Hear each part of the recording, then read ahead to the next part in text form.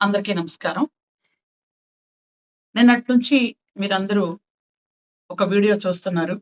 కొన్ని ఫోటోలు పెడుతున్నారు. సభ్యత, సంస్కారం లేకుండా కొన్ని కుక్కలు నా కుటుంబాన్ని, నా పిల్లల్ని, నా భర్తని అందరినీ అవమానపరచాలని ఉద్దేశంతో కొన్ని ఫోటోలు, వీడియోలు పెడుతున్నారు.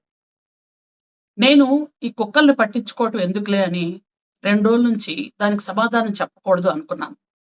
కానీ నన్ను అభిమానించే వాళ్ళు కొంతమంది అసలు విషయం ఏంటో తెలియక కంగారు పడుతున్నారు. అందుకనే ఈ వివరణ నేను ఇస్తున్నాను. ఈ నెల ఇవి పెడుతున్నారు కానీ ఆగస్టు 29వ తేదీ నా కొడుకు పుట్టినరోజు. ఆ రోజు నా ఇంట్లో విజయవాడలో నా కొడుకు నేను పార్టీ చేసుకున్నాం.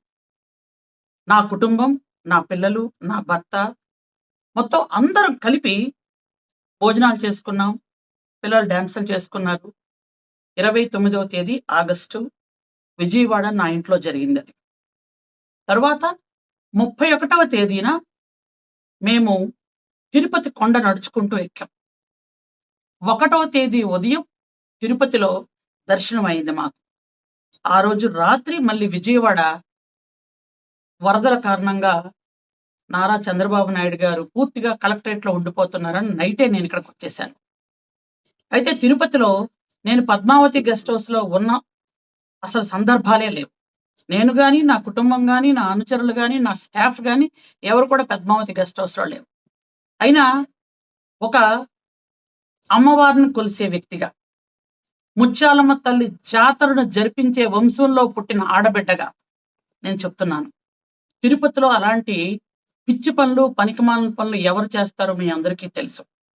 నిజంగా అట్లాంటి పనులు చేసినా, ఆ దేవుణ్ణి అవమానించినా ఇంతకు పూర్వం ఏమైపోయారో మీ అందరికీ తెలుసు. నేను అమ్మవారిని కొలిసే వ్యక్తిగా, ఆ గోవింద నామాలు జపించే వ్యక్తిగా చెప్తున్నాను. నిజంగా ఈ వీడియోలు వైరల్ చేసిన వాడు ఎవడో గాని, ఆ కుక్కలు ఎవరో గాని మీకు నిజాలు తెలుసో లేదో నాకు తెలియదు. భగవంతుడు మాత్రం మీకు చూపిస్తాను.